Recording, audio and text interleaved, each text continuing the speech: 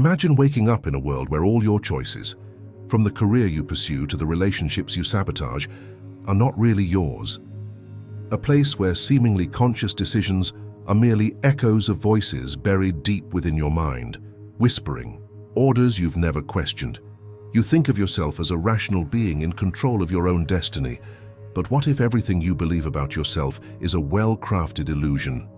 What if beneath the surface of your logical thinking, there's another you, a hidden operator shaped by forgotten experiences, unresolved traumas, and promises you don't even remember making? Here's the paradox. You think you're in control, but your brain makes decisions seconds before you consciously realize them. Neuroscience studies reveal that neural activity precedes your perception of choice. Your conscious mind is the last to know, like a passenger on a train who believes he's driving, while invisible tracks determine his fate. Think about the last time you repeated a self-destructive pattern, whether it was procrastination, self-sabotage, or attracting the same type of toxic person. You knew you shouldn't, but something stronger pulled you in, something beyond logic. This force has a name. It's your unconscious beliefs, the stories you've absorbed without realizing it, the mandates you obey without question. They're written in silent language. Money is dirty. Love hurts. You're not enough. These narratives don't live in your active thoughts. They're the hidden operating system that runs in the background, filtering your reality, distorting your perceptions, and ultimately directing your actions. You can't see them, but they decide what you see. Here's the question that will burn in your mind. If your deepest beliefs are invisible to you, how can you claim to be truly in control? You might even resist. I know myself, you think. But what if this knowledge is just the tip of the iceberg, a self-image constructed to shield you from the disturbing truth beneath? Carl Jung called this shadow the collective unconscious, a repository of archetypes and fears we've unwittingly inherited. Friedrich Nietzsche warned, "Become who you are." But how can you do that if you don't even know what lurks beneath? Now imagine two paths. The path of denial, where you continue to believe that your struggles are simply bad luck or character flaws. The path of dark inquiry, where you face the possibility that your destiny is being written by forces you've never dared to confront. The first path is comfortable. The second is terrifying, but it's the only one that leads to freedom. And that brings us to the abyss of the next question. How did these beliefs get there? Who or what wrote the scripts you're unwittingly following? Have you ever wondered how these beliefs got into you? It wasn't by conscious decree or by rational choice. They installed themselves like malware in a computer, quietly, almost imperceptibly, until one day you realize your system has been compromised. The process begins early, very early, before you even had the language to question, before you developed the capacity to doubt. When you were a child, your brain operated in theta, a state of hypersuggestibility, absorbing everything as absolute truth. Every reprimand, every conditional praise, every disapproving look or ironic tone of voice registered not as an opinion of another, but as a universal law. If your parents repeated, "The world is dangerous," you weren't hearing a perspective. You were encoding a commandment. If a teacher said, "You're no good at this," that wasn't a momentary assessment, but a sentence etched into your cells. And the worst part? You don't even remember most of these installations. Philosophy and psychology have already charted this dark territory. Sigmund Freud spoke of the id, the primitive part that obeys pleasure and fear, governed by impulses that reason cannot control. Carl Jung delved into the collective unconscious, where the archetypes that dictate how you view heroes, villains, love, and failure reside, templates you inherited without consent. Jean-Paul Sartre warned that hell is other people, not because people are cruel, but because we internalize their judgments until they become our own inner voice. But there is an even thicker veil, cultural conditioning. You were not born believing that success means a tenured job or that happiness requires a romantic partner. These scripts were handed to you by stories, media, religions, and economic systems that need you to be predictable. The tyranny of automatisms. Here's the perverse mechanism. Once installed, these beliefs operate by confirmation bias. If you believe deep down that you are unlovable, your brain will filter out contrary evidence and amplify situations that prove this truth.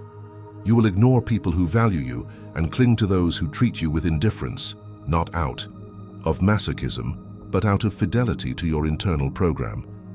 This explains why you sabotage opportunities when you are close to success, if your secret identity is, "I am not one of those who win." Why you repeat toxic relationships, if your unconscious equates love with pain.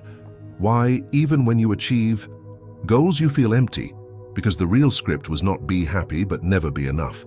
Nietzsche called this herd morality, the internalization of values that are not yours, but that you defend as if they were. And the most terrifying thing? You can spend your whole life without realizing that you are in a prison without bars. The personal matrix Aldous Huxley, in The Doors of Perception, wrote, "Each of us is an involuntary believer in his own system of illusions. You don't see the world as it is, you see it as you are. Your unconscious is a filter that distorts reality to keep you in line with your deepest beliefs, even as they destroy you." And this brings us to an even more disturbing question. What happens when millions of people operate under these hidden programs?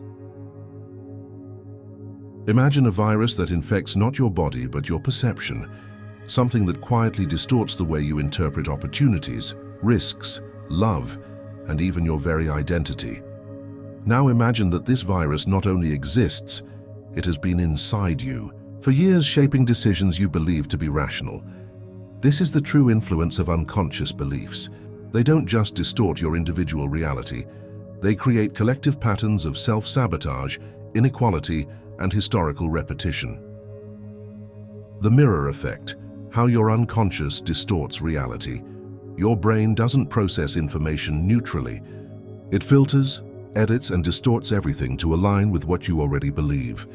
Psychologists call this confirmation bias, the tendency to seek out, interpret, and remember only what confirms your deeply held beliefs.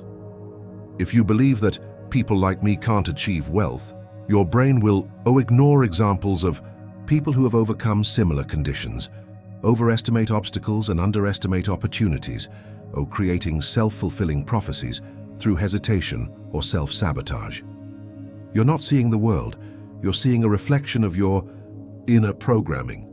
And what's worse, the stronger the belief, the more invisible it becomes. As the Buddhist proverb says, you cannot see the eye with which you see. The silent epidemic, beliefs that shape societies. These patterns aren't just individual, they become cultural. When millions operate under the same unconscious scripts, they emerge. The myth of entitlemento.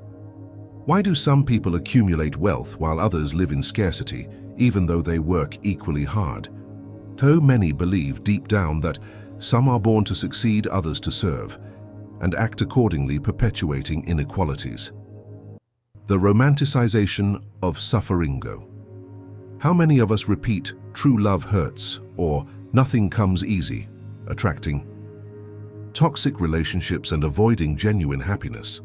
The globalized imposter syndrome.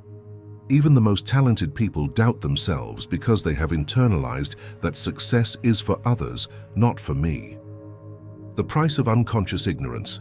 These hidden forces explain why smart people make irrational decisions, why societies repeat cycles of crisis, why you can have everything you want and still feel empty. Psychologist Jordan Peterson often says, "You are more influenced by the things you are not aware of than by the things you are aware of." And if that is true, the urgent question is not, "How do I change?" but rather, "How do I wake up?" And that brings us to the threshold of liberation. If these beliefs are so deep, how do we break their codes? There is a moment in every human life that goes unnoticed by most people. The moment when you realize that you can stop being a character and become an author. Not just any author, but one who crosses out the lines already written by others and begins the narrative anew, with fresh ink and a steady hand. This is your moment of rebellion against the invisible dictators, the awakening of the inner observer. The first weapon against unconscious beliefs is not change, but awareness.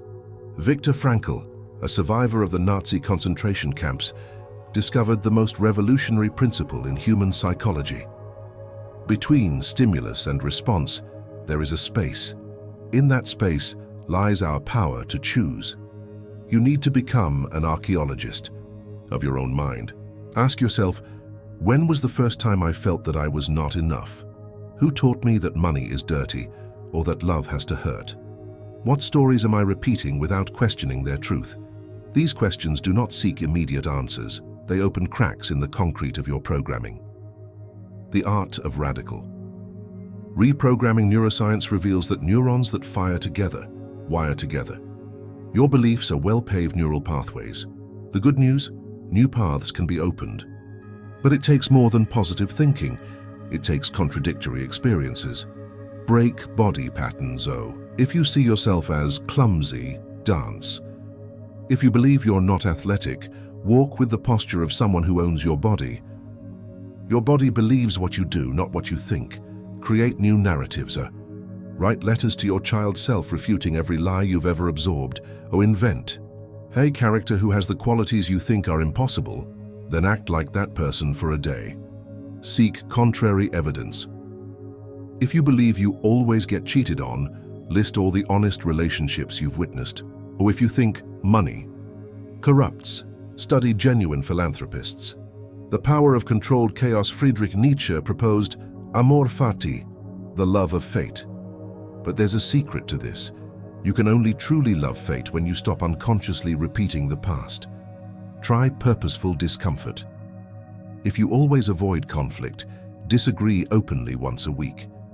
If you consider yourself unlucky, force situations where luck is inevitable, like random conversations with strangers. Carl Jung warned, until you make the unconscious conscious, it will direct your life and you will call it fate. Rebellion begins when you stop calling your chains protection and recognize them as imprisonment. But the final question remains, what happens when you not only change beliefs, but transcend the very need for them? What if everything you believed to be your identity was just a temporary disguise? A costume borrowed from bygone eras, from ancient fears, from pains that are no longer yours, but that you continue to wear out of sheer habit. Here is the revelation that changes everything. You are not your beliefs, you are the space before them.